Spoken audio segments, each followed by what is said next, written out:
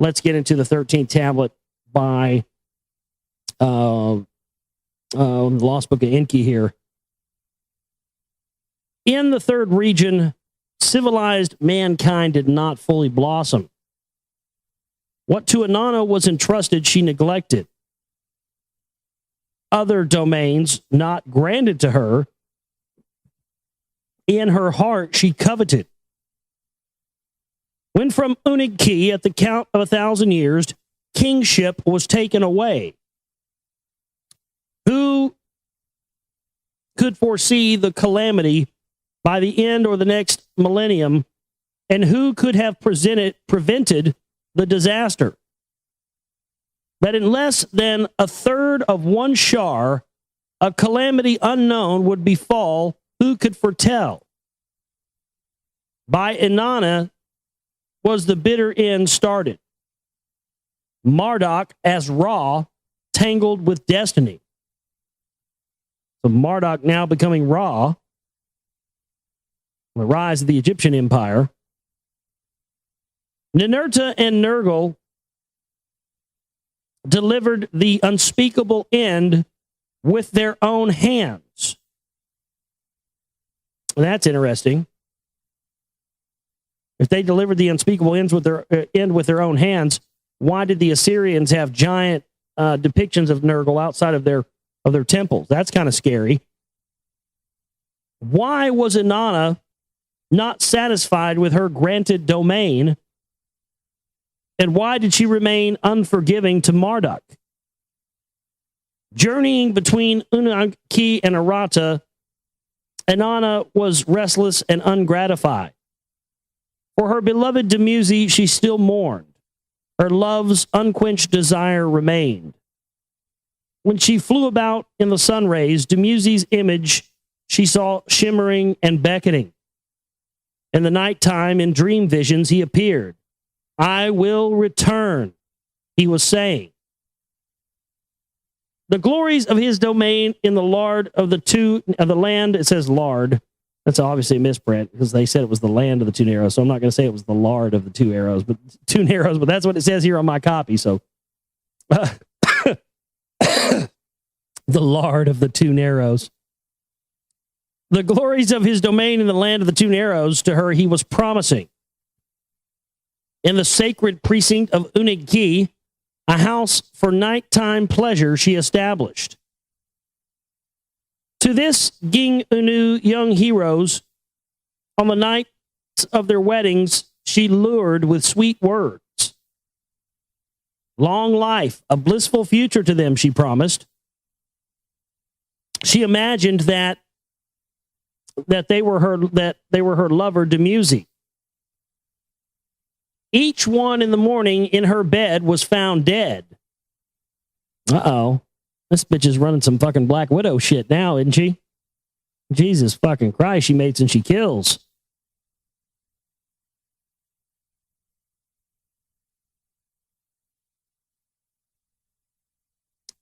It was at that time that the hero, Banda, left for dead, returned alive to ENKI.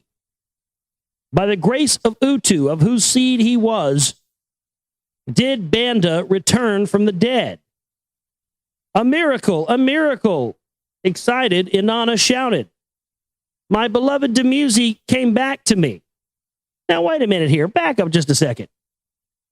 Back up. What did we just read here? This bitch is going off talking about dreaming about Dumuzi, and this fool's coming in and visiting her in her dreams, right? She goes and lures in the Gigunu young heroes, young strapping young lads, has intercourse with them, closes her eyes and dreams she's getting pounded by Dumuzi, bangs all these guys. They all turn up dead in her bed the next day. And then the next thing you know, Dumuzi's coming back. So either one or two things are happening here. Either she's confused And she's been hitting the wacky tobacco a little bit too hard. And she's confused, and she thinks this fool is Demusy when he ain't. Or she's sucking the life force out of people and, bringing him back to life. This is bizarre. By the grace of Utu, of whose seed he was, did Banda from the dead return. A miracle, a miracle. Excited Inanna shouted, my beloved Demusy has come back to me. In her abode, Banda was bathed with a sash and a fringed cloak on him was fastened. Demusy, my beloved, she called him. Oh, yeah, see, she's confused. She thinks this fool is Demusy, and he's not. Uh-oh. To her bed with flowers bedecked, she lured him. When in the morning Banda was alive, with joy Inanna shouted.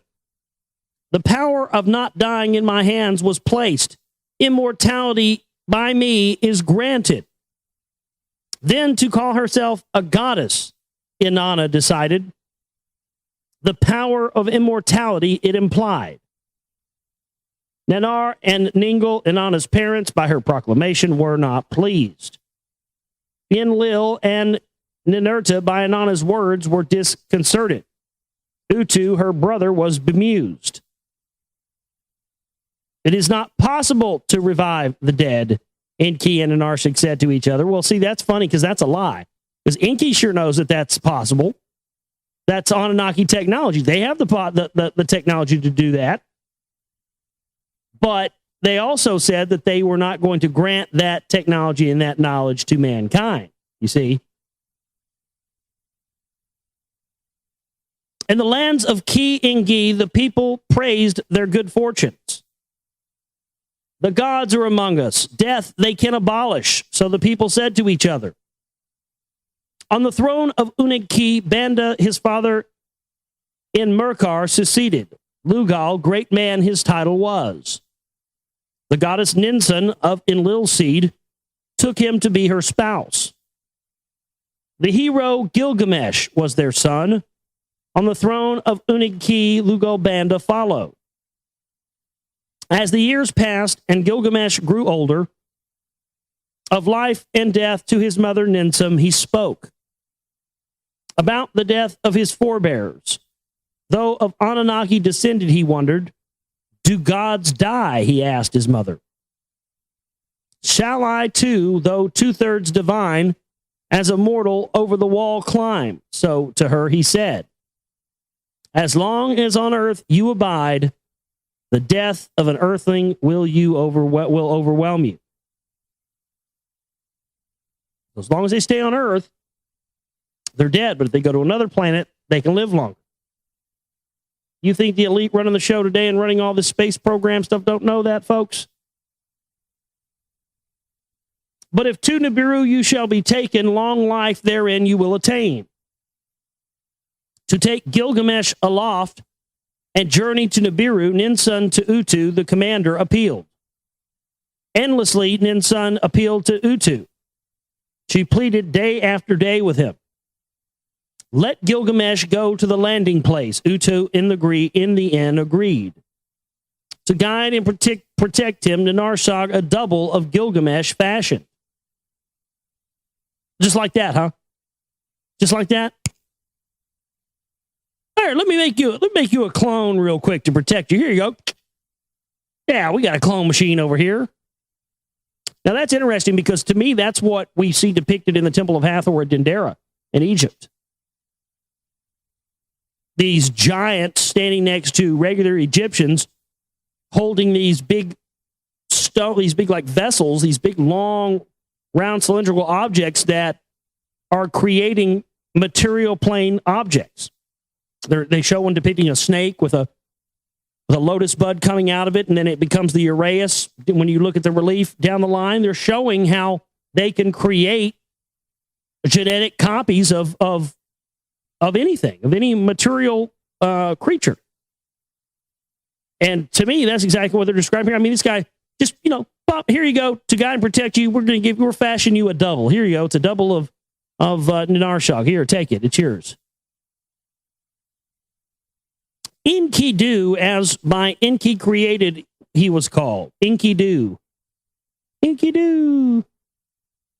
Of a womb he was not born. Blood was not in his veins.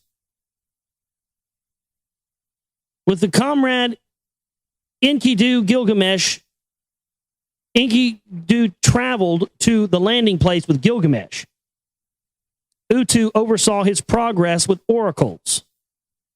At the entrance to the cedar forest, its fire-belching monster blocked their way.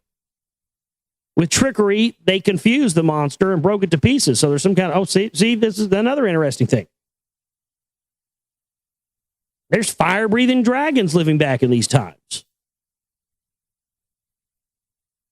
With the secret entrance to the tunnels of the Anunnaki they found, by the bull of heaven, a creature of Enlil, they were challenged with deathly snorts. So right there, again, that's what they've talked about. We've seen, this is where the stories of, things like the Pegasus and the Centaur and the Minotaur and all this stuff come from, is that not only were they doing genetic manipulations and stuff with existing humans and stuff like that, they were making all kinds of strange animals as well. And it's said that that Saddam Hussein had back engineered something like this, these crazy crab monster things, and that was what they were actually referring to when they were referring to weapons of mass destruction.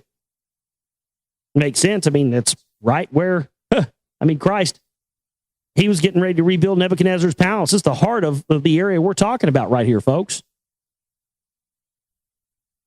To the gates of Unag-Ki, the monster chased them. At the city's ramparts by Enkidu, it was smitten. When Enlil heard this, he cried with agony. In the heavens of Anu, his wailing was heard. For in his heart, Enlil knew well. Bad indeed was the omen. For having slain the bull of heaven, to perish in waters, Enkidu was punished. Gilgamesh, having by Ninsun and Utu been instructed of the slaying, was absolved. Still, seeking the long life of Nibiru, Gilgamesh was permitted to proceed to the place of the chariots by Utu. After many adventures in the land of Tilmun, he reached the fourth region. Through its subterranean tunnels, he proceeded. In a garden of precious stones, Zecharia, he met. The events of the deluge, Gilgamesh related to Zecharia. The secret of long living to Gilgamesh, he revealed. A plant in the garden's well was growing. Zecharia and his spouse said that it prevented them from getting old. Unique of all the plants on earth it was. By it, a man can regain full vigor. Man at old age is young again. That is the plant's name, Zecharia said to Gilgamesh. Man at old age is young again? Anybody know anything what that plant might be? We need to find some of that, don't we? Man at old age is young again. We need to get some more sleuths to figure that out. Anybody out there got any ideas? Figure out what fucking plant this is? Probably fucking wacky tobacco. It's probably marijuana. Man at old age is young again. Fuck yeah. Old Conjure fires up a joint. His arthritis ain't going to be hurting. That's for damn sure. This is the plant's name, Zecharia to Gilgamesh said, a gift to Enki. With Enlil's blessing on the Mount of Salvation, it was granted to us. When Zecharia and his spouse were asleep, Gilgamesh tied stones to his feet. He dived into the well, and he grasped and uprooted the plant of being young again. With the plant in his satchel through the tunnels, he hurried. To Unag-Ki he made his way. When he tired and was asleep, a snake was attracted by the plant's fragrance. The snake snatched the plant from the sleeping Gilgamesh and vanished with it. Oh, man, that's not symbolic, is it? He's asleep with the elixir for immortality, and the serpent rolls up and takes it. Womp, womp. Oh, no. Nothing symbolic there. Go back to sleep. Oh my God. That's totally a metaphor for the brotherhood of the snake, the brotherhood of the serpent. Mankind seeking to take this stuff in secret, but man himself wanting to keep this from man so he could gain total control. That about brings us up to date right there, doesn't it, Johnny? Thank you.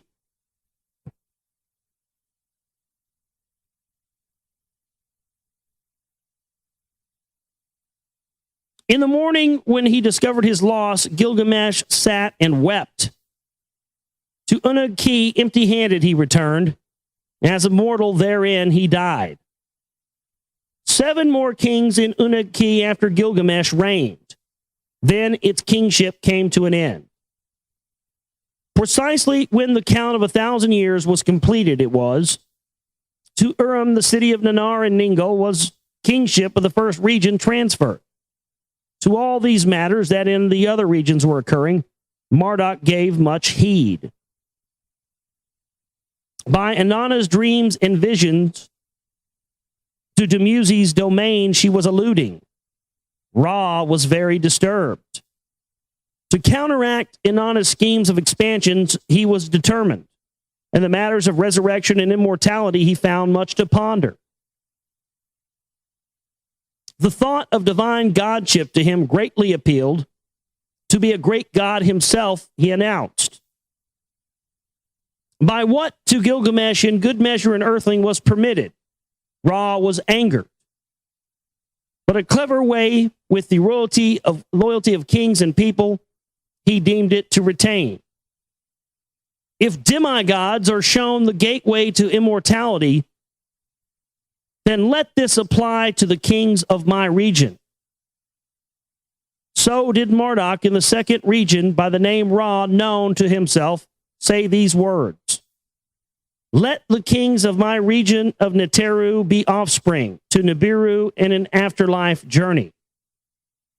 So did Ra in his realm decree.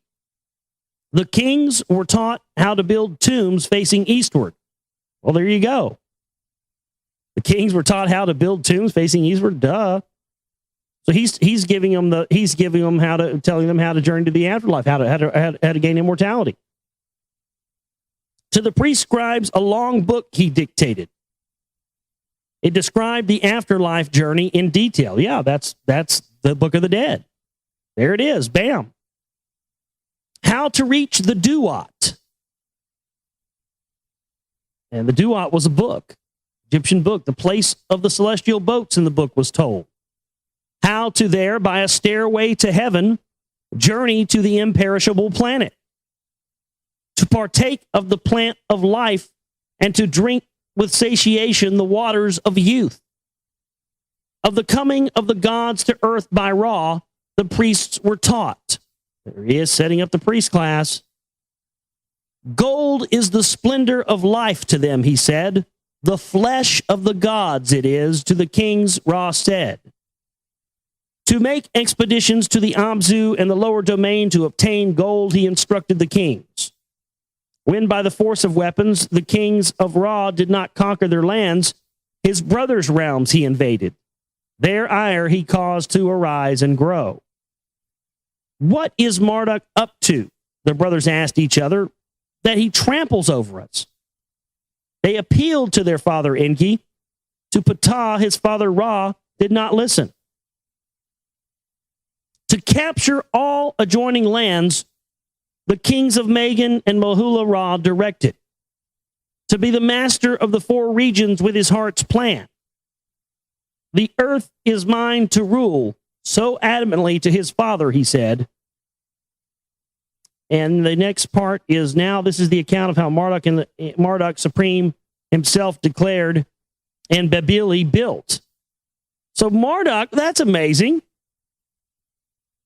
So he sets up shop in Egypt as Ra, and then trots up back over to Mesopotamia and sets up Babylon, or Babilia as they refer to it here. That's amazing.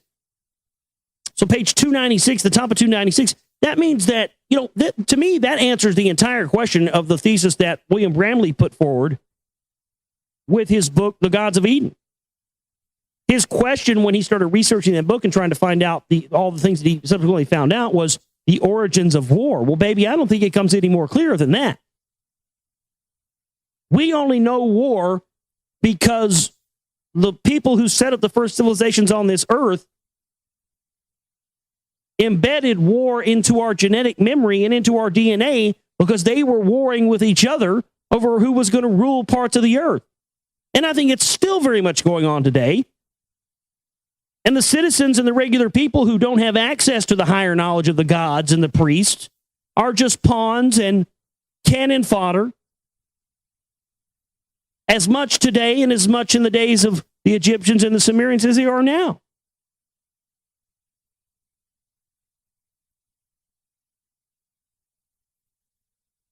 So if we now know what's been the cause of this for all these years, we can now say no more.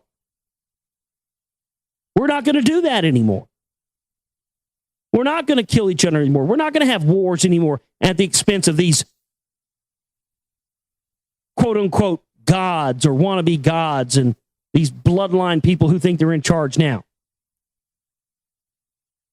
This is the reason why the world is the way it is today and why we have the elite, the New World Order, and the Illuminati, this running stuff. It's all because of this and these people and what they brought to us here.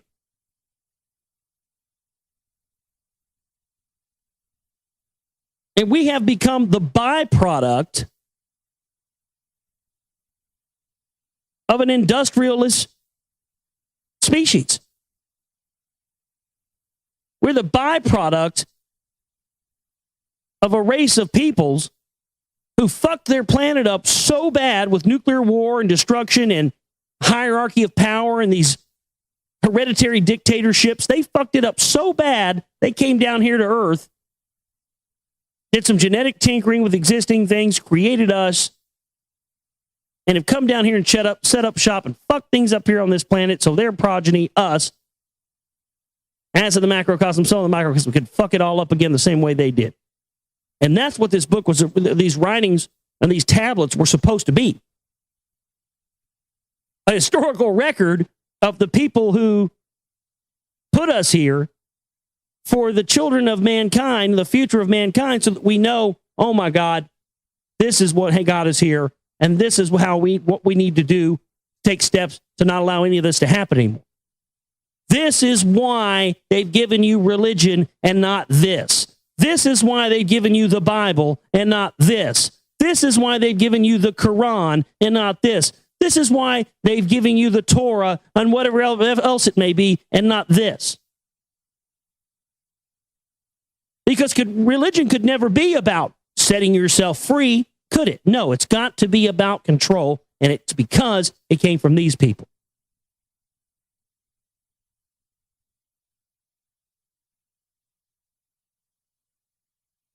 I mean, this. It's unbelievable.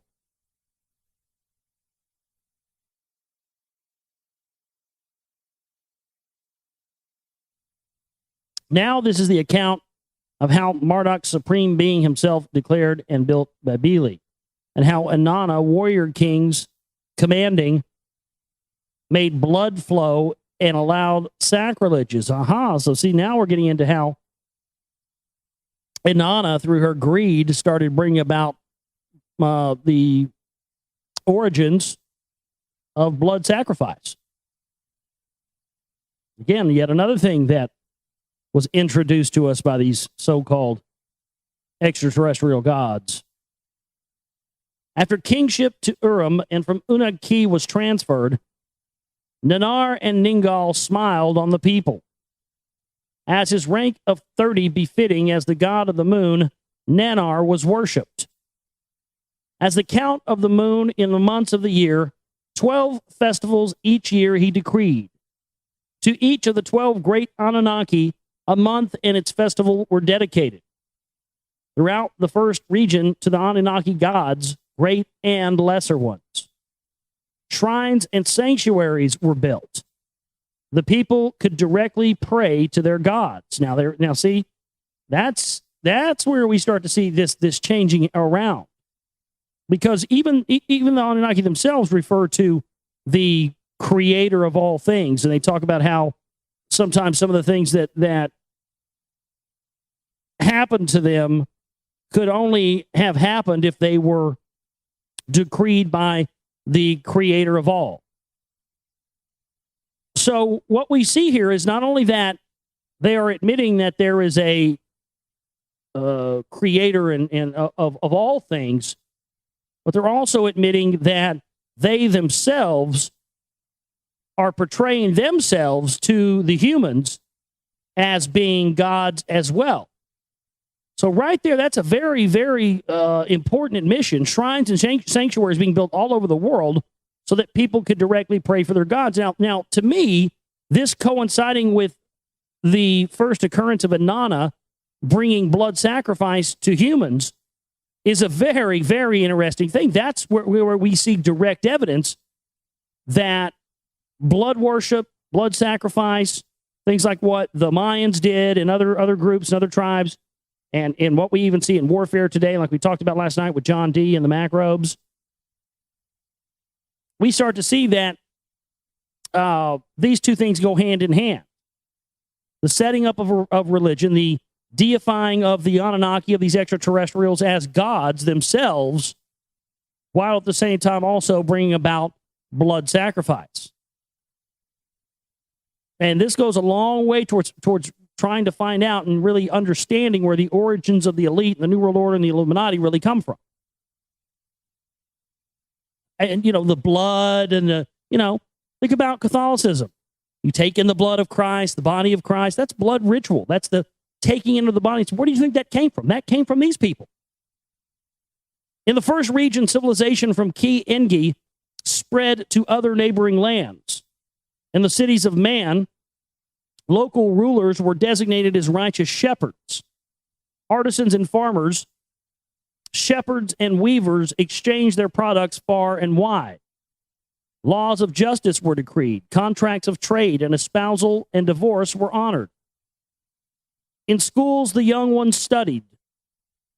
Scribes and hymns and wisdom they recorded. Abundance and happiness were in the lands, but quarrels and encroachments were also there. All the while, Inanna and her skyship roamed from land to land near the upper sea with the Utu. She frolicked. To the domain of her uncle Ishkur she went. Dudu, beloved, she called him. To the people who in the upper plain of the two rivers dwelt, Inanna took a liking. The sound of their tongue she found pleasant, and she learned to speak their language. By the name of the planet Lamu, which we know as Mars, in their tongue they called her Ishtar. And there again, another thing that some people have problems wrapping their mind around. Inanna, Ishtar, Columbia, Queen Semiramis, it's all the same thing. That's why ENKI and Ea and Zeus and Quetzalcoatl, all these things are just different names for the same thing. Uruk, her city, ENKI they called. Dudu as Adad, in their language they pronounced, Adad. Sin, lord of oracles, her father they named. Urim, city, was by them was called Ur. That's where the ziggurat at Ur was built. So this is right there. This is definitely, as we know, the upper plain where the two rivers dwelt. Isn't that interesting? Yeah, between the land between two rivers, the city between two rivers, the Tigris and the Euphrates. That's where Inanna took to liking. And that's why we see, like Zohar sent us from Pakistan, those pictures. And Inanna, that's what that fucking alien pincher crab people thing coming out of that rock represents. And here it is. I mean, setting up that's so interesting to me that, the deification of gods and blood sacrifice all just happened to happen there in that area of the Middle East that is so famed in biblical lore.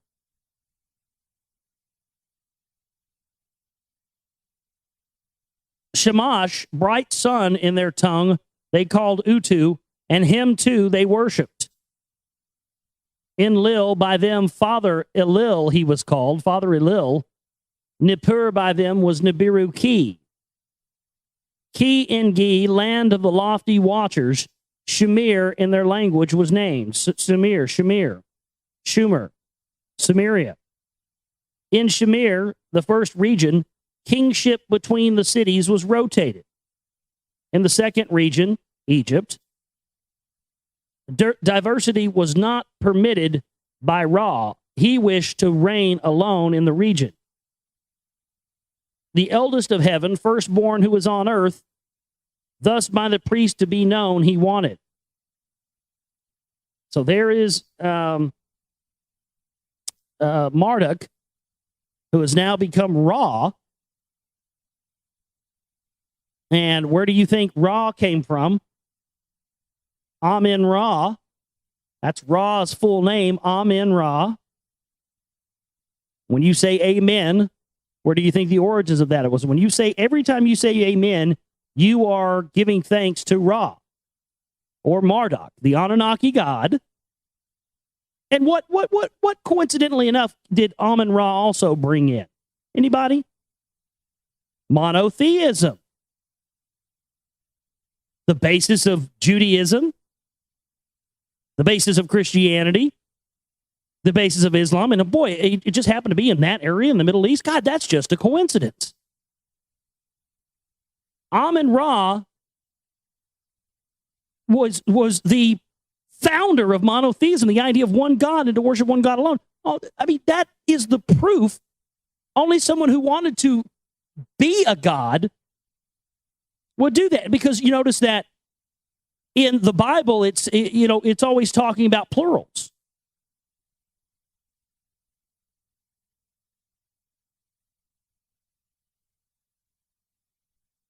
Man was made in their image. Well, whose image? That's plural. So he wanted to make sure that the priests who would take over power after, I guess after these, there were no more of these Anunnakis left, but the priests, he wanted to make sure the priests knew that he was the firstborn and is the eldest person that is left that came from heaven. And what they refer to as heaven is their planet Nibiru. Isn't that something? All these years, all these Christians, oh, I hope when I die, I go to heaven. I hope when I die, I go to that alien planet. Your grandmama's not around with us anymore, son. She went to Nibiru. Yeah, it's going to be a long flight, but she's going to be all right, baby. She's not in pain anymore. Grandma went to Nibiru, baby. It's all right. Jesus. The foremost from the earliest times, so he decreed in the hymns to be called. Lord of eternity, he who everlastingness has made, presiding over all gods. Again, this is Marduk, Amen Ra, declaring this. The one who is without equal, the great solitary and sole one, the sole one, meaning I'm the only one, I'm it, don't worship anything but me, I'm the one God, you don't need anything else, I represent the other God because I am the Son of God. Well, the real God couldn't be here. His Holy Majesty, the big kahuna. So he sent me, and I'm his son, and I'm here to tell you all what you're going to have to do down here and how things are going to be. And if you don't follow that, you're going to go to hell and burn, boy. Sound familiar? Sound familiar? Doesn't sound anything like Jesus, does it? Nah. Doesn't sound anything like any of the rest of these Messiah figures that have appeared all around the world in different names and different shapes. But that's it right there. Well, I'm the middleman. Yeah, I'm God's middleman. You can go through me and find eternal peace, but you can't, sure as fuck can't get it on your own.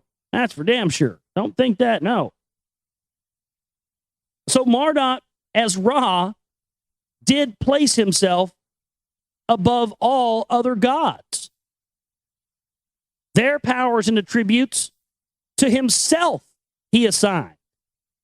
So he started, this motherfucker, Big Nuts Marduk over here, starts going around. He's so arrogant. He's going around telling people, Well, yeah, there are other gods. And yeah, there is a God of gods and a creator of all things, but he gets his power. He gets his shit from me, son. You know, who do you think God's dope dealer is? Me. I sell him that coke. That's what he's saying. No. Well, yeah, there are other gods, but they get their power from me. That's real nice. As in Lil, I am for lordship and decrees, as Ninurta for the hoe and combat, as a dad for lightning and thunder, as Nanar for illuminating the light. As Utu, I am Shamash, as Nurgle over the lower world I reign. So he's basically saying he's taking on the jobs of all these other Anunnaki gods. As Gibble, the golden depths I know, whence copper and silver come I have found. As Ningazita numbers in their count, I command the heavens my glory bespeak.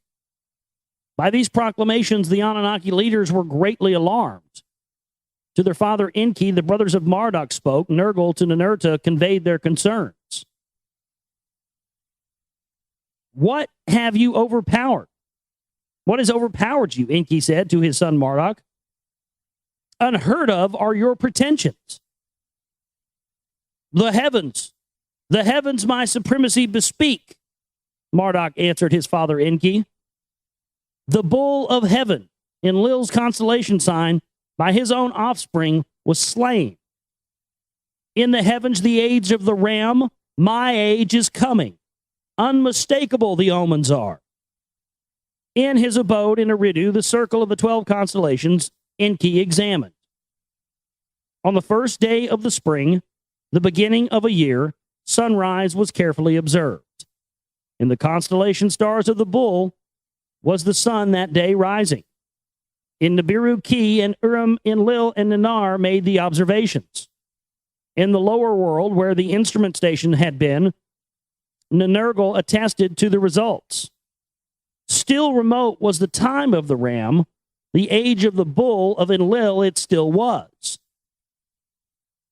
Now that's interesting, because that's exactly the similar time period we're in now.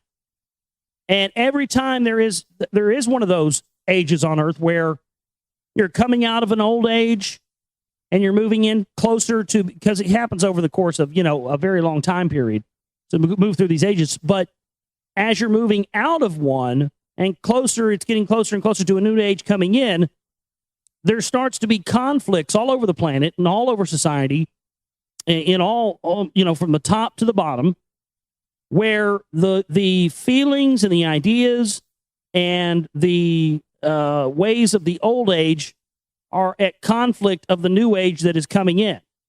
And so during that period that can last for hundreds of years that we're in now and will continue to be in, I think, for the next 500 or 600 years, you're going to see great strife and cataclysm. That's exactly what's going on here. Because even though they were technically still in the age of the ram, the energy of the age of the bull was coming in. So Amun-Ra is, his bull nuts are fucking about to drop. He's walking around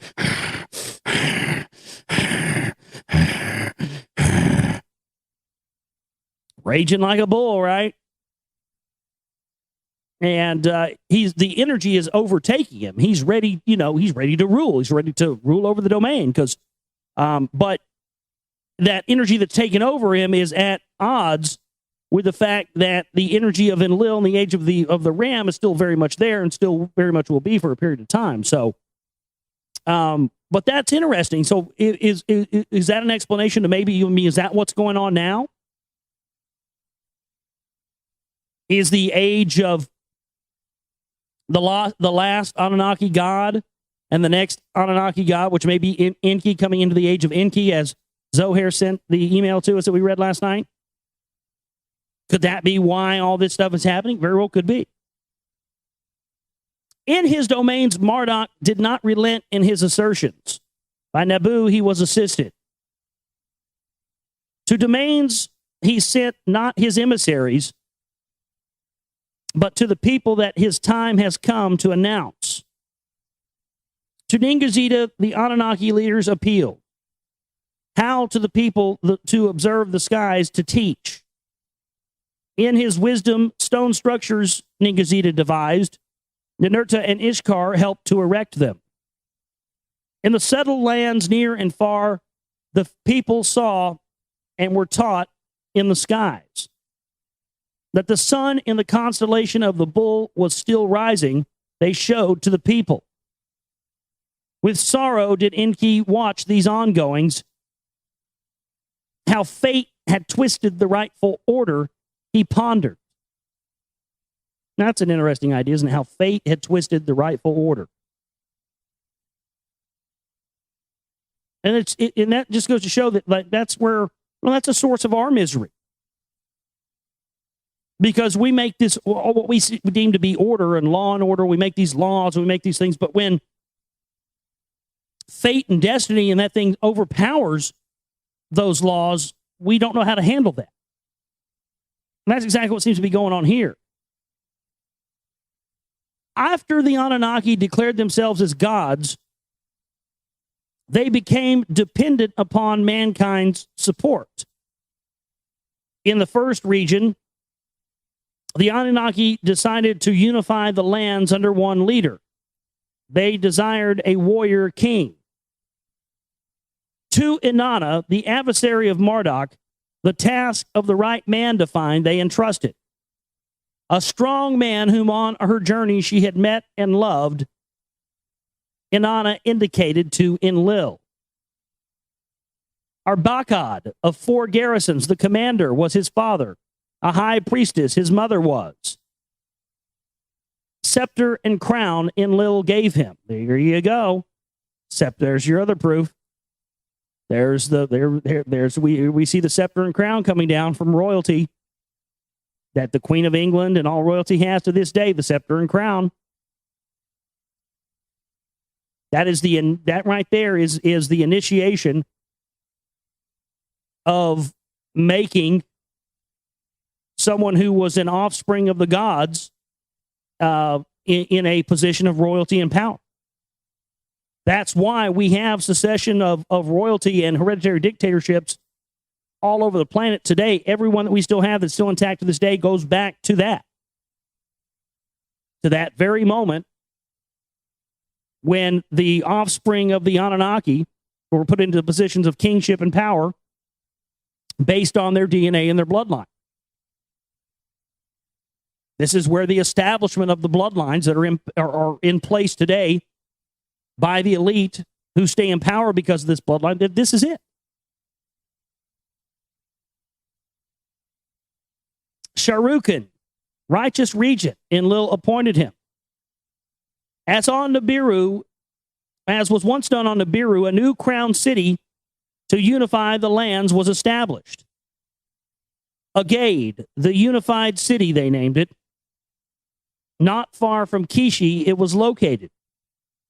By Enlil and Sharukan empowered, Inanna accompanied his warriors with her weapons of brilliance.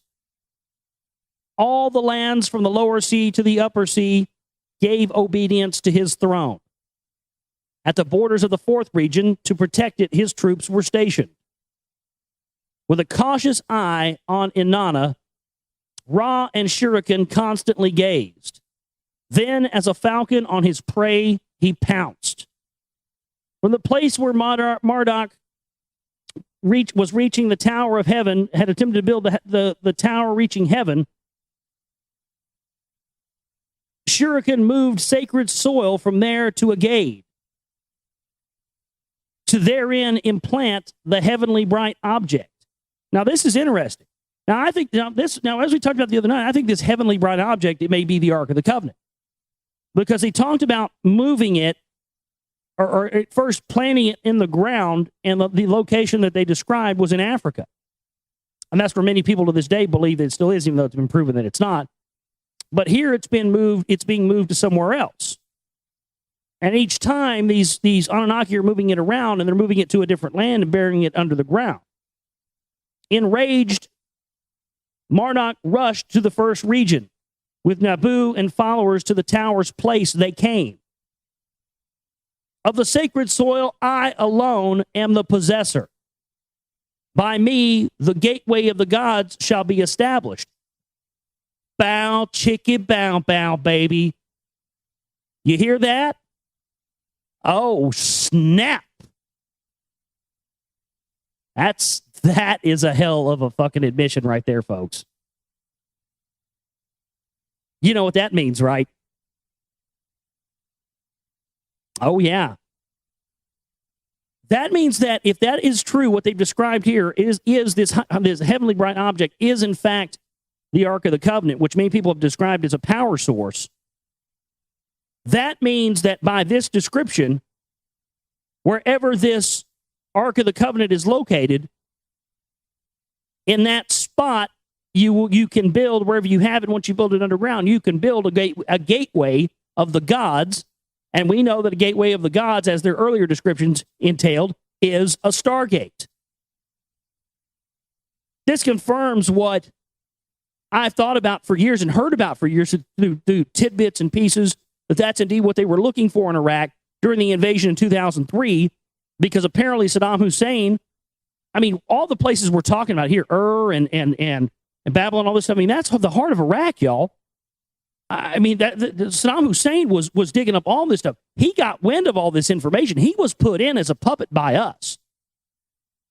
But he started researching the history. He started finding out about this stuff that was there. And, dude, he was in power. But that's a hell of an admission right there. I mean, I've never really put that together. And I haven't heard, I sure as fuck hadn't heard them talk about that on Agent Aliens, have y'all? They probably will now. Supocalypse will probably get up there and go, I was the first to talk about the Ark of the Covenant being a power source for the Ark of the Covenant. And I fell asleep in the tanning bed again. God damn it. But seriously, that's exactly what that's saying there. So if it's true that the Ark of the Covenant now is in Yemen, and according to Gary Vay and other people who have gone, there's a lot of, in my opinion, that's where it's at. And as soon as I started finding out about it, I told you that'll be the next threat. That'll be where they'll tell us Al Qaeda is next. That was in the fall of 2009, back when I was still in Oracle. When those shows are up, you can listen to those. When we did a whole show on that, and all our listeners started going out and trying to find different information on the Ark of the Covenant in Yemen. And lo and behold, just about 3 months later, we had the alleged underwear bomber, the crotch bomber that allegedly was going to blow up the plane with a crotch bomb that wouldn't have worked anyway. But point of the matter is, they told us he came from Yemen. And we've started to see Obama bomb attacks and rocket attacks not too long after that. And the people of Yemen have been trained generationally for thousands of years, going back to the brick and stone and, spear days. They have been trained generationally there to protect Sheba's palace, where the Ark of the Covenant is. And it says that the Ark of the Covenant can only be brought out when a friendly nation is overhead, as if this thing knows. So that's why they're over there, and they're sending back all these stories. Oh, Yemen's terrible. They're Al Qaeda stronghold, and their children, 8-year-olds, have AK-47s over there with Smurf stickers on them. The 8-year-olds have AKs, and yeah, the 8-year-olds have AKs because they have been trained generationally for thousands of years to protect what is there. Not to go out and kill white people because they hate them for our freedoms. They hate us for our freedoms. They're damn Al Qaeda. I hate them all. I want to nuke them, turn them into a glass parking lot right now. I hate them. No, man. They're protecting something that is there, and these motherfuckers know full well what's there. If there's nothing to it, how come there's been a military naval blockade? Fact. All off the coast of Yemen since 2009. Just sitting there, parked. We've got cruisers, battleships, a whole fleet of naval ships parked off the coast of Yemen since 2009. This is a huge revelation for me. The idea that whatever this is buried in the ground, this with the heavenly bright object, power source, allows them to open up this gateway of the gods, where instead of having to wait or take a ship or anything else, Anunnaki can come through the gate and then go back through it. Of the sacred soil, I alone am the possessor. By me shall a gateway of the gods be established. So Marduk, Ra, did vehemently announce. Did you guys ever see Stargate, the first movie? Stargate? They ripped that whole goddamn movie straight out of this. Straight out of this. If you've never seen the first Stargate movie, not the TV show and all that crap, but the first, the one with Kurt Russell, if you haven't seen that movie, go back and watch it because, dude, that is what that movie is about. That's what it is. And Ra is like this. They if you watch, he's like he's undoubtedly an alien. He has the metal suit that comes out on the outside of him that makes him look like, an animal, like what is depicted in the Egyptian drawings. But then when he wants to come out, he comes out and his eyes glow. Yeah, and he's on like a ship, and on the ship they've got a exactly the technology that I described last night that we talked about, the technology that the Anunnaki did not give to humans for regeneration. That it was was immortality machine. If somebody's dead, it'll bring them back. That's in the movie. I mean, I knew when the times when I saw that movie that they were riffing on, real stuff. But my God, the connection between Ra, that's who the main guy is in that movie that's doing all this stuff, Ra, and he's in a parallel world. And they figure out how to jump to this parallel world using this ancient Stargate that was dug out through an archaeological discovery.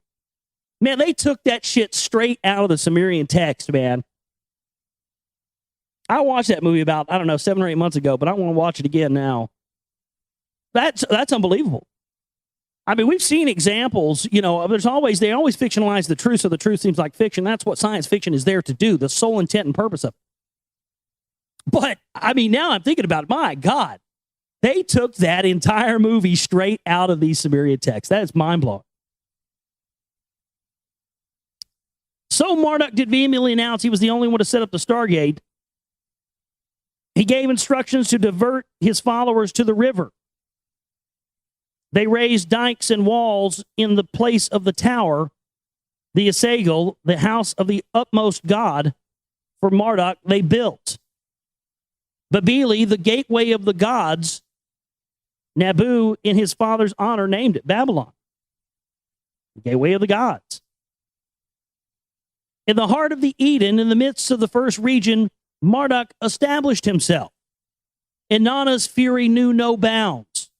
With her weapons, she inflicted death on Marduk's followers. The blood of people as never before on earth flowed like rivers. To his brother Marduk, Nergal came to Babili. For the sake of the people of Babili to leave, he tried to persuade them. Let us peacefully wait for the true signs of heaven, Nergal said to his brother. Marduk agreed to depart, and from land to land he watched the skies as he traveled. Amun, the unseen one in the second region, was henceforth called Ra. Okay. So that's when we start to see Amun Ra come in. So Amun, the unseen one in the second region, was Ra henceforth. So he became Amun. That's interesting. He was Ra first.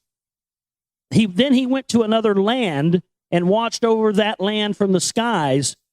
And as he went to the second region, the first region being the Eden, he went to the second region, which we know was still Egypt, went back there and watched from the skies. So that's interesting. So essentially what these guys did, that's choice. That's choice. They faked their own deaths. They told their followers after they set up their societies that they had died and gone on to the afterlife, but they didn't die and go on to the afterlife. They went to another region and went up in their ships and watched over their area from the sky. That's genius. That's genius. For a while, Inanna was appeased. Two sons of Sharukan were his peaceful successors. Then on the throne of Agade, Shuriken's grandson ascended, Naram Sin. By Sin Loved, he was called. Sin Loved was this guy named. This guy was named Sin Loved. In the first region, Ninurta and Enlil were absent. They had went to the lands beyond the oceans. In the second region, Ra was away. He traveled to other lands as Marduk. So this guy's going around, what a pimp. He's going to these other lands. Hello, I am Marduk. I have returned. Worship me. Here I am. Okay, Marduk is off to die again. Maybe he will return one day. Until I return, though, worship me, because I'm going to return one day. And all of you unbelievers who didn't believe I was coming back, hellfire and brimstone for you bitches. All right, peace, I'm out. Then he flies over to some other region. Hello, I am Ra. I've returned. Yes, I am your great God, Ra, the one true God. I've returned. You thought it was dead, but I have returned. Guess what? Any of you bitches that didn't believe in me, didn't believe I was coming back, guess what you're going to get? Yep. Hellfire and brimstone, motherfucker. That's ridiculous. This is your religion, ladies and gentlemen. This is your religion right here. He's just fucking rolling all the time. Yeah, I'm Ra. Yeah, that's me. Yeah. Oh, you don't believe in me? Suck Satan's cock. Her chance was in her hands to seize all power. Inanna envisioned to seize all lands of Naram Sin, the lands that she commanded. To march against Megan and Malua, Marduk domains, she instructed the Naram Sin. The sacrilege of an earthling's army through the fourth region passing Naram Sin was committed. He invaded Megan, the sealed Ikur house, which like a mountain is, and attempted to enter. By the sacrileges and transgressions, Enlil was infuriated. Upon Naram Sin and Agade, he put a curse. By a bite of a scorpion, Naram Sin did die. By the command of Enlil was Agade wiped out. At the count of 1,500 years on earth, this did happen.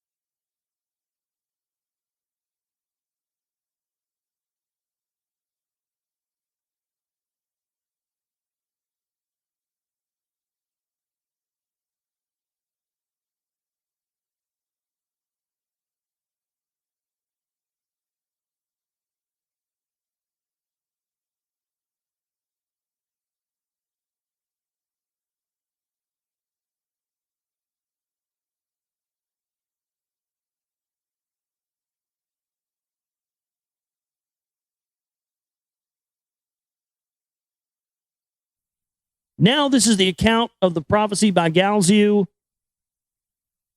given to Enlil in a vision about Marduk's supremacy and how man chose to survive a calamity. After Marduk became Amun, as in Amun-Ra, Amen-Ra, the monotheistic sun god of Egypt, who brought about the one God system that all religions are based on to this day. Kingship in the major religions, kingship in the second region disintegrated, disorder and confusion reigned. After Agade was wiped out, in the first region there was disorder, confusion reigned. In the first region, kingship was in disarray. From cities of gods to cities of man, it moved about. Unag-Ki, Lagash, Urim, and Kish, Isin, and to faraway places, kingship was shifting. Then Enlil consulted with Anu and deposited the kingship in the hands of Nanar. To Urim, in whose soil the divine heavenly bright object remained implanted, kingship was granted for the third time. In Urim, a righteous shepherd of men, Nanar as king was appointed. Ur-Namu was his name. Like Ur, the name of the area, Ur. Equity in the lands Ur-Namu established. He made an end to violence and strife in all lands. Prosperity was abundant. It was at that time, in the nighttime, that Enlil had a dream vision. The image of a man appeared to him, bright and shining like the heavens he was. As he approached and stood by Enlil's bed, Enlil recognized the white-haired Galzu. In his left hand, a tablet of lapis lazuli he was holding. The starry heavens were designed on it. By the 12 constellation signs, the heavens were divided. To them, with his left hand, Galzu pointed. From the bull to the ram, Galzu shifted his pointing finger. 3 times the pointing he repeated. Then, in the dream vision, Galzu spoke up to Enlil and said, "The righteous time of benevolence and peace by evil doing and bloodshed will be followed.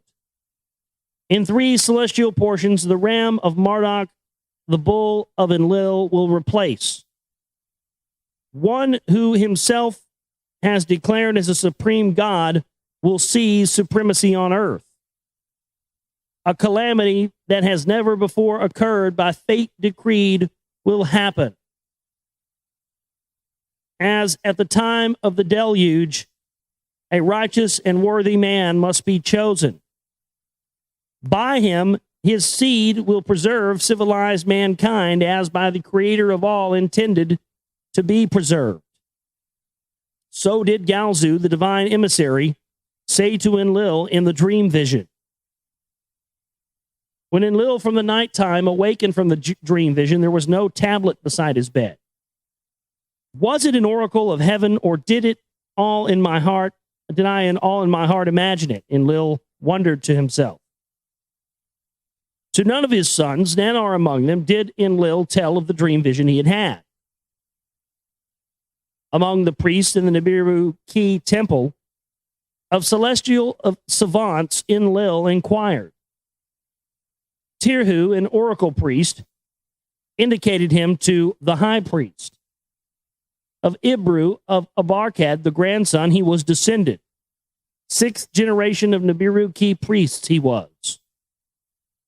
With the royal daughters of Urim's, they were intermarried with the kings.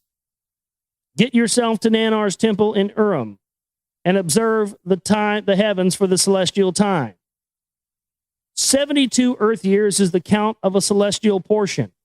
The passage of 3 thereof record carefully.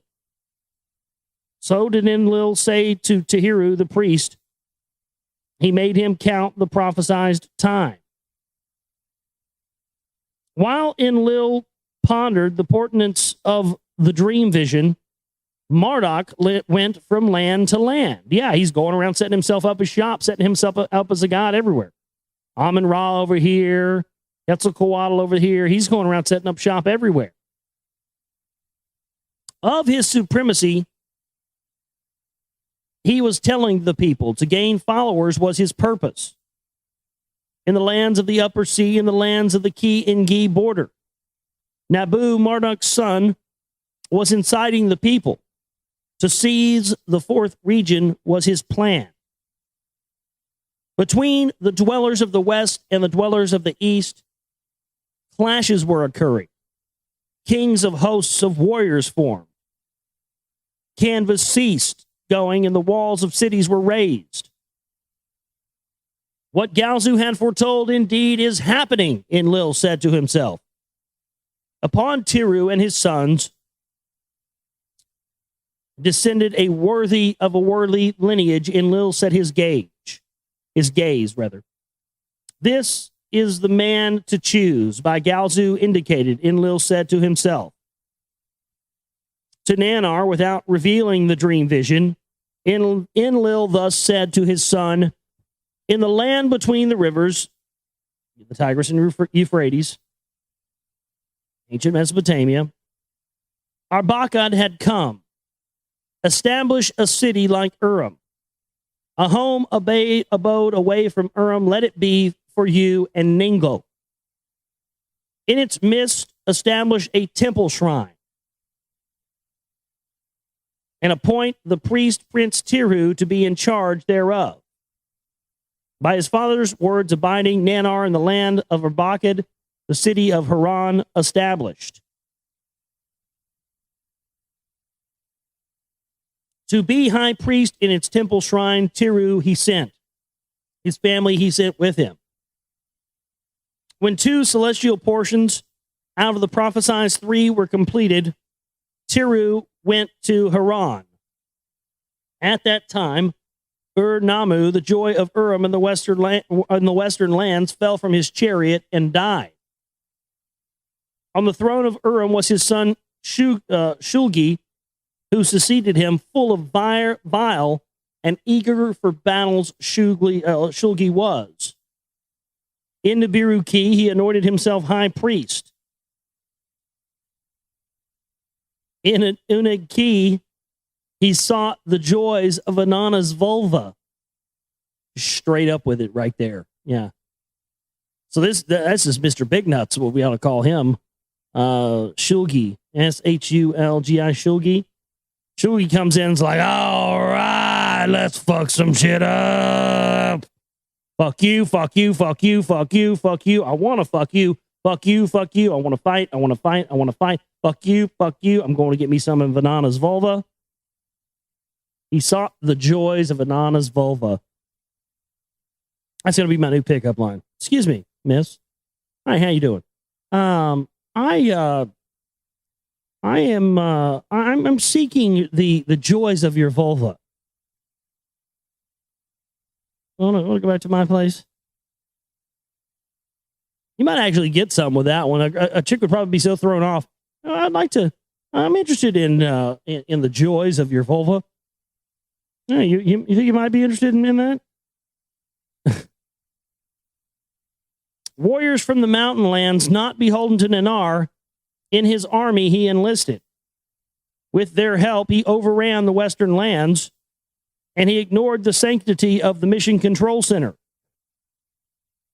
In the sacred 4th region, he set his foot. He declared himself king of the 4 regions. About the defilements, Enlil was angered. He spoke to ENKI about the invadings. The rulers of your region have exceeded all bounds, ENKI said bitterly to Enlil. Of all the troubles, Marduk is the fountainhead, Enlil retorted to ENKI. Still, the dream vision, keeping to himself, Enlil turned his attention to Nirhu. Upon Ibiru, the eldest son of Tirhu, Enlil cast the choosing gaze. A princely offspring, valiant and with priestly secrets acquainted, Ibram was. Ibram was. This is where I think Abraham came from. Ibram. So he was a priest that was familiar with priestly secrets that came from the Anunnaki. Funny how it's always those types that set up religions, isn't it? I'm not totally convinced. You talked about Mormonism. I'm not totally convinced that. That is what Joseph Smith claimed. He had what you would call a spiritual, like an extraterrestrial experience. Yeah, and he was chosen as the one to bring those out because of his bloodline, because he was of that bloodline that came from the Anunnaki. That's why he was chosen to bring it out. All religions are like this, folks. All religions of the world come from these people. To protect the sacred places, enable the chariot's ascents in descents, Enlil commanded Ibram to go. No sooner did Ibram from Haran depart than in that city Marduk arrived. The defilements he too had observed. As birth pangs of a new order, he deemed them. From Haran, on the threshold of Shumer, his final thrust he planned.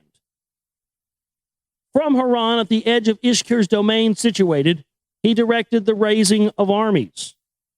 When 24 Earth years of his sojourn had passed in Haran, Marduk made a tearful appeal to the other gods or whomever else had descended, confessing his transgressions, but insisting on his lordship. He said to them thus, O gods of Haran, O great gods who judge, learn my secrets. As I girdle my belt, my memories I remember. I am the divine Marduk, a great god. In my domains I am known as Ra. For my sins to exile I went. To the mountains I have gone, in many lands I have wandered. From where the sun rises to where the sun sets, I went. To the land of Ishkur I came. 24 years in the midst of Haran I nested, an omen in its temple I sought. Until when, about my lordship, an omen in the temple I asked? Your days of exile are completed, to me the oracle in the temple said. O great gods who determine the fates, let me set my course to my city. My temple Esagil has an everlasting abode to establish, a king in Babylon install. To my temple house, let all the Anunnaki gods assemble and accept my covenant. So did Marduk, confessing and appealing, announce to the other gods his coming. By his appeal for their submission, the Anunnaki gods were disturbed and alarmed. To a great assembly, take counsel. Enlil summoned them all. All the Anunnaki leaders in the Nibiru Key gathered. ENKI and Marduk's brothers also came. They were all agitated about the happenings and opposed to Marduk and Nabu. They all were. In the council of the great gods, accusations were rampant. Recriminations filled the chamber. What is coming, no one can prevent. Let us accept Marduk's supremacy, ENKI alone counseled. If the time of the ram is coming, let us deprive Marduk of the bond of heaven and earth. Enlil proposed in anger. So they're saying he's got the bond of heaven and earth. He's got control of the Stargate. So they're saying, let's take that away from him. To obliterate the place of the celestial chariots, all except ENKI agreed. To use, therefore, the weapons of terror that Nergal suggested, only ENKI was opposed. Of the decision, Earth to Anu pronounced the words. Anu to Earth repeated the words. What was destined to be by your decision to undo will fail, so did ENKI say as he departed. The evil thing to carry out Ninurta and Nergal were selected. So that's the area where they're talking about using this weapon of terror, a nuclear weapon. They're talking about using that in the area where Ra was in power, and that was the area of Egypt. And it's interesting that out there in the desert, we have all this yellow glass that the Egyptians later used to carve out scarabs and things out of. It does indicate there was some sort of high energy, intense blast in that area.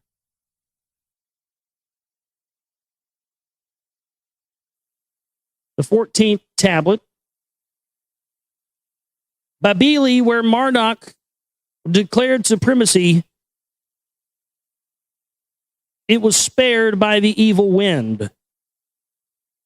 All the land south of Babili, the evil wind devoured. The heart of the second region it also touched. When in the aftermath of the great calamity, Enlil and ENKI surveyed the havoc and met. ENKI considered to Enlil the sparing of Babili as a divine omen. That Marduk has been destined to supremacy by the sparing of Babili is also confirmed. So did ENKI say to Enlil. The will of the creator of all it must have been, Enlil said to ENKI. Then to him the dream vision and the prophecy of Galzu, Enlil revealed. If that by you was known, why did you not prevent the use of the weapons of terror? ENKI asked him. My brother, Enlil to ENKI with a solid voice said, enough seen was the reason. But after your coming to Earth, the mission was obstructed by an obstacle, a way to circumvent the obstruction we have found. Of that, the fashioning of the earthlings was the greatest solution. Also, the fountain of a myriad unwanted twists and turns it was. When you have fathomed the celestial cycles and assigned the constellations, who in them could foresee the hands of destiny? Who could between our chosen fates and our unbending destiny distinguish? Who proclaims false omens? Who could pronounce these true prophecies? Therefore, to keep to myself, the words of Galzu, I decided. Was he truly the creator of all's emissary? Was he my hallucination? Let whatever has to happen, happen. So to myself, I said. ENKI listened to his brother's words. He held his head up and down, and he nodded. The first region is desolate. The second region is in confusion. The third region is wounded. The place of the celestial chariots is no more. This is what has happened, ENKI said to Enlil. If that was the will of the creator of all, that is what has remained of what our mission to Earth. By the ambitions of Marduk, the seed was sown.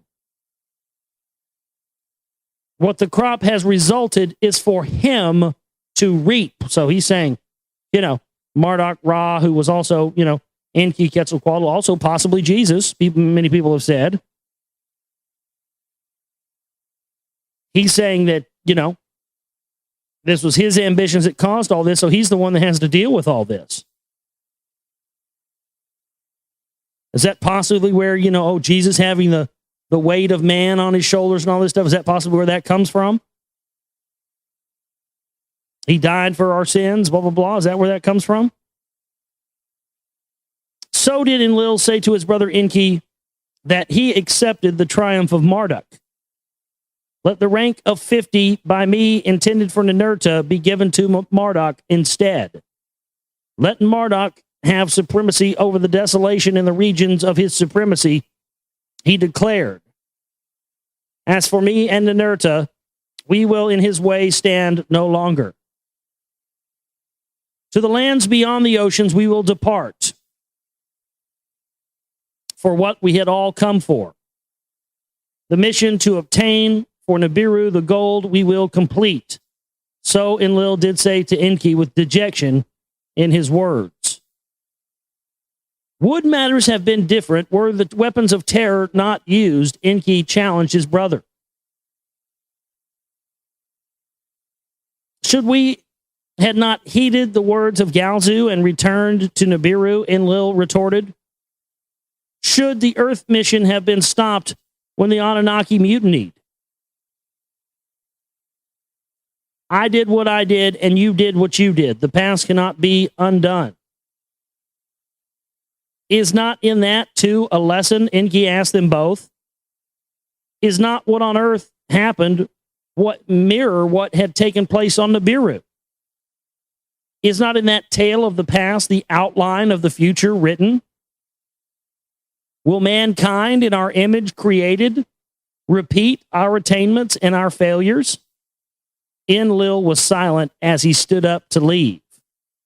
Now, see, that's it. That's what I've been hinting at this whole entire time.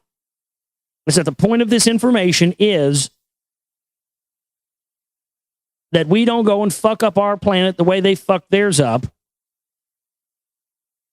by allowing all these things to happen, yet we are, because this information is being presented to us as fiction and not fact. Specifically in the West. In other parts of the world, I don't know, maybe it's more accepted, but here in the United States, they are selling this and marketing to this as utter fiction and science fiction to us and totally made up. And not in any way, in shape, or form, in any way that any of this might possibly be true.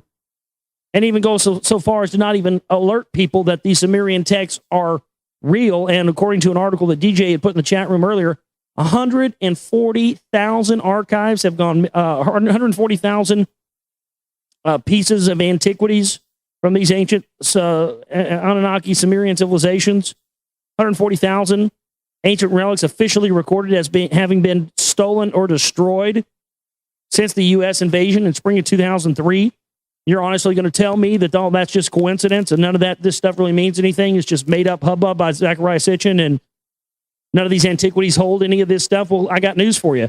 Of those 140,000 antiquities, most of those are cylinder seals, clay tablets. I mean,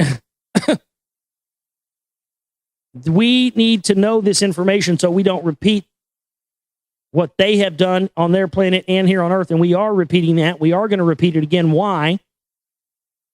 Why? Because we're too goddamn lazy and too goddamn stupid to think for ourselves. We're going to let the priest class and religion and government dictate to us what we think and what we believe because we're afraid of what other people are going to think about us. I hate to have to admit that might be a possible outcome for us, but goddamn it, it looks like it might be. But I'm going to do my goddamnedest to make sure it's not that way. You understand?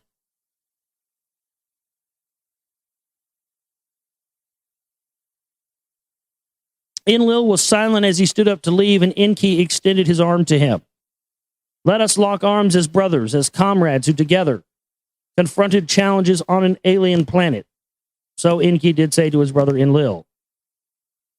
And Enlil, grasping his brother's arms, hugged him as well. Shall we meet again on Earth or on Nibiru? ENKI asked. Was Galzu right that we die if we go to Nibiru? Enlil responded. Then he turned and departed. Alone, ENKI was left. He was accompanied only by the thoughts of his heart. How it all began and how it thus far ended, he sat and pondered. Was it all destinied, or was it fate by this and that decision fashioned? If heaven and earth cycles within cycles are regulated, what happened will occur again. Is the past the future? Will the earthlings emulate the Anunnaki? Will the earth relive Nibiru? It looks like we're going that way, doesn't it? All the government buildings, folks, all the power position of government are built as tribute to the temples of the gods. I mean, don't you see this now? Will he, the first to arrive, be the last to leave? Besieged by thoughts, ENKI made a decision to put all of the events and all of the decisions, starting with Nibiru to this day on Earth, in a record to be a guide for future generations to come. Let posterity at a time by destiny designated read the record. Well, guess what? Let posterity at a time by destiny designated. Well, guess when that is? That's right now, ladies and gentlemen. And the whole time I've been reading this. Let posterity at a time by destiny designated right now. Read the record. Remember the past. Understand the future as prophecy. Let the future of the past be the judge. These are the words of ENKI, firstborn of Anu of Nibiru. The words of the Lord ENKI, the 14th tablet, written from the mouth of the great Lord ENKI. Not one word missed, not one word added, by the master scribe in Dubsar, a man of Eridu, son of Udbar. By the Lord ENKI, with long life, I have been blessed. That means he's had his DNA changed, so he's now immortal. That's what that means. And that's it. That's it. That concludes our reading of the Lost Book of ENKI. I'll be making a decision pretty soon on what my next thing to read is going to be, and I'll let you know. We'll start that soon in an upcoming broadcast.